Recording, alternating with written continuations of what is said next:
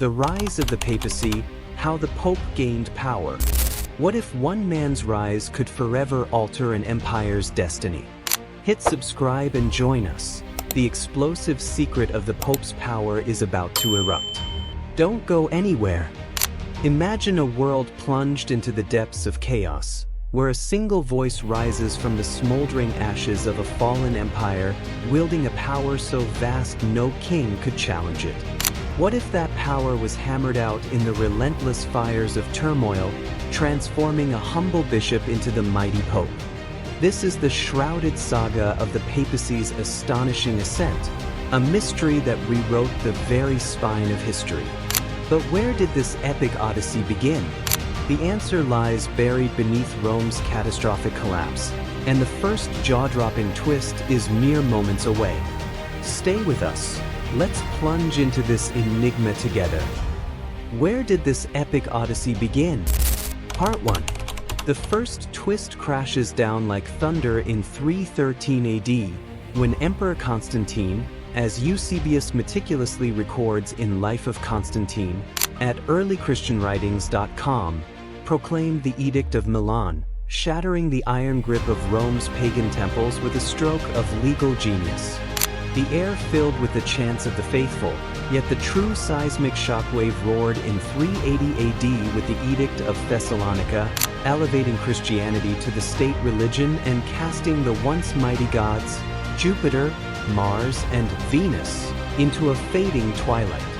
Eusebius observes, Peter's legacy began to glow amid the ruins, a beacon in a crumbling world.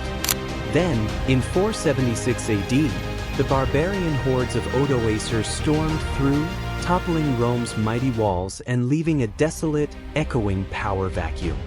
From this shattered landscape, Rome's bishops, claiming a sacred lineage from St. Peter, the rock Christ himself appointed in Matthew 16 verse 18, as noted at BibleGateway.com, stepped boldly into the breach.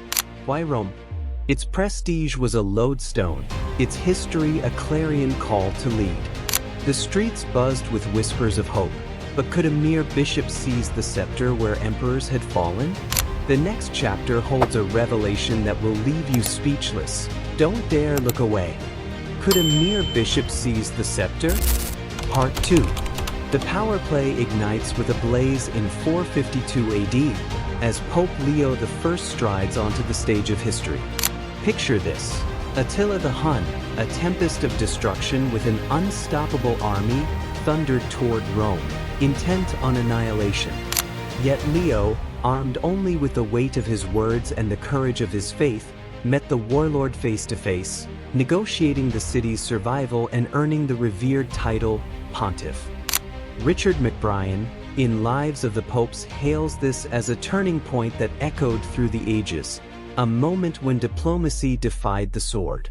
Leap forward to 590 AD, where Gregory I, a towering figure of both piety and strategy, restructured the church with an iron will, dispatching missionaries into the wild, untamed frontiers of Europe.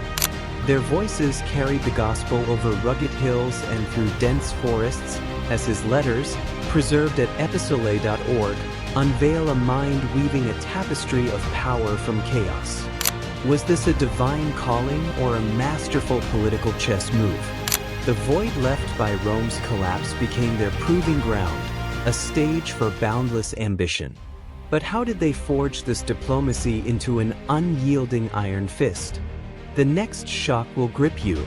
Keep your eyes locked on the screen. How did they forge this diplomacy into an unyielding iron fist? Leads to Part 3. The ultimate crown blazes into the annals of time in 800 AD, when Pope Leo III, with a stroke of breathtaking audacity, crowned Charlemagne as emperor, igniting the Holy Roman Empire from the embers of the past. Annals of Fulda, page 78, at medievalsources.org, chronicles this earth-shaking union of cross and crown, a marriage of faith and might. Popes amassed sprawling lands that stretched across continents, glittering treasures that filled vast coffers, and disciplined armies that marched in unison, standing as equals to the mightiest kings of the realm. Norman Cantor, in The Civilization of the Middle Ages, proclaims with awe, "The papacy evolved into a state within a state, a colossus that blended spiritual authority with temporal power. They raised cathedrals that pierced the heavens with their spires, unleashed crusades that painted the world with the blood of conquest, and forged laws that bound nations in a web of obedience. The Lateran Palace stood as an impregnable fortress of authority, its halls resounding with the clang of decrees and the murmur of prayers." But at what unimaginable cost did this spiritual empire ascend to such heights? The next revelation will shake the foundations of your understanding. Don't blink for a moment. Part 4. The ancient roots of this saga stretch back to the very first pope, St. Peter, the humble fisherman whom Christ named his rock in Matthew 16 verse 18, as recorded in the New Testament, accessible at BibleGateway.com.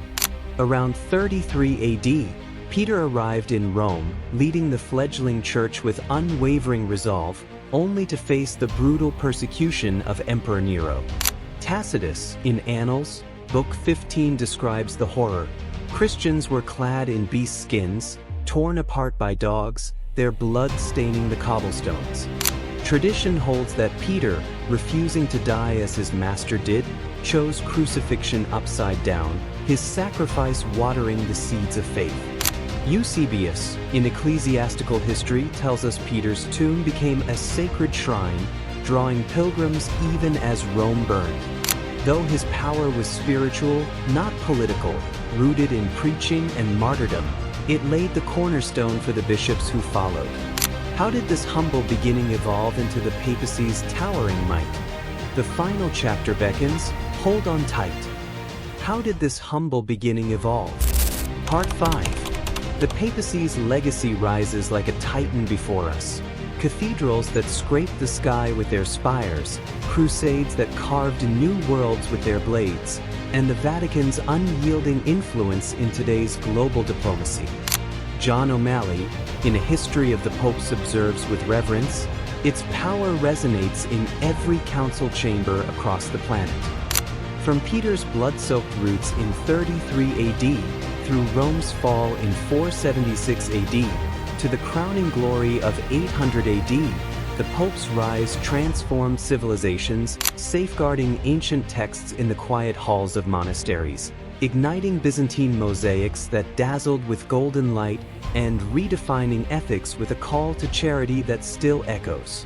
Yet, the final question looms large. What earth-shattering chapter will this epic saga unveil next? Subscribe now for episode 11. How the Bible Defied Rome's Chaos is our next thrilling quest. What earth-shattering chapter will this epic saga unveil next? Episode 11.